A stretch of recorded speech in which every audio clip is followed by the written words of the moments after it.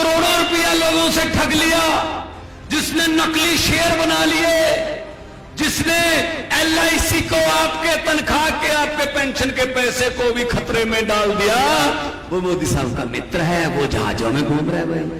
तेल बेच दिया, रेल बेच दिया, आपके वाला भेल बेच दिया, एयरपोर्ट बेच दिए, एलआईसी बेच दी। जब मैं छोटा होता था तो रेल के डिब्बों में चाय बेचता था, बड़े होकर रेल के डिब्बे बेच दिए।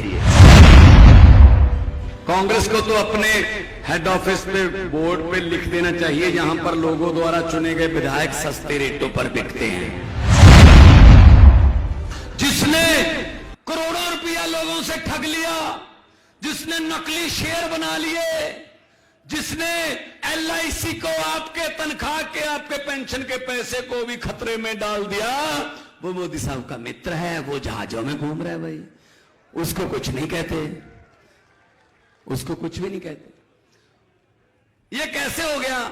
देखो, वो कहते हैं, बड़े साहब कहते रहते हैं अक्सर बड़ी बड़ी सभाओं में कि जब मैं छोटा होता था तो रेल के डिब्बों में चाय बेचता था। जब मैं छोटा होता था तो रेल के डिब्बों में चाय बेचता था, बड़े होकर रेल के डिब्बे ही बेच दिए। तेल बेच दिया, रेल बेच दिया, आपके वाला भेल बेच दिया, एयरपोर्ट बेच दिए, एलआईसी बेच दी, सब कुछ बेच दिया। थोड़ा सा मीडिया खरीदा, बाकी सब कुछ बेच दिया, बाकी सब बेच दिया।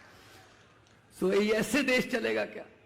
जो अच्छा काम करना चाहता है, जो 130 करोड़ लोगों की जिंदगी बदलना चाहता है, तमन्ना रखता है, उसको भी हक है लोकतंत्र में कि वो अपना प्रोग्राम रखे। अगर प्रोग्राम लोगों को अच्छा लगेगा तो वोट मिल जाएंगे, वरना नहीं मिलेंगे। लोकतंत्र है। लेकिन नहीं, वो चाहते हैं हम ही हम।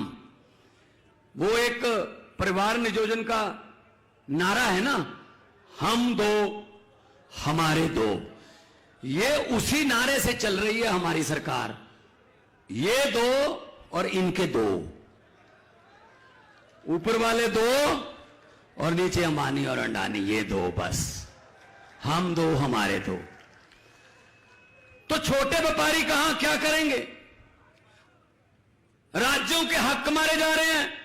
हमारा रूरल डेवलपमेंट फंड जो मंडियों में और मंडियों को आती हुई सड़कें बनाने में काम आता है, भाई साहब हमारा 9,000 करोड़ रुपया सेंटर दे नहीं रहा, दबा के बैठ गए। हमारा जीएसटी में हिस्सा जो बनता है वो नहीं दे रहे। क्यों भी? आप राज्यों को ऐसे क्यों कर रहे हो? टैक्स हम इकट्ठा करके देते हैं और अपना ही पैसा लेने के लिए इनकी मिन्नतें करते हैं। ये जीएसटी आधी रात को 12 बजे लागू कर दी, बुला के, सभा बुला के। ये बहुत सारे काम आधी रात को करते हैं। कई तो मुख्यमंत्री भी आधी रात को ओथ लेते हैं, राज्यपाल को जुगा लेते हैं, एक बार ओथ दिलवा दे, बाकी देखेंगे कितने काम हैं, बाद सवेरे पूरे कर लेंगे। और कांग्रेस वालों से बात करते हैं, कांग्रेस वाले वैसी सेल पर हैं। कांग्रेस देश में अब चेंज नहीं है, कांग्रेस एक्सचेंज है। कांग्रेस को तो अपने हेड ऑफिस पे, बोर्ड पे लिख देना चाहिए, जहां पर लोगों द्वारा चुने गए विधायक सस्ते रेटों पर बिकते हैं। तो जीएसटी लागू कर दिया आधी रात को। जीएसटी क्या है? यहां छोटे दुकानदार भी बैठे होंगे। भाई साहब समझ आई किसी को जीएसटी क्या है, कहां लगती है, कहां से इसका पैसा मिलता है, कहां कितने % है? समझ आई?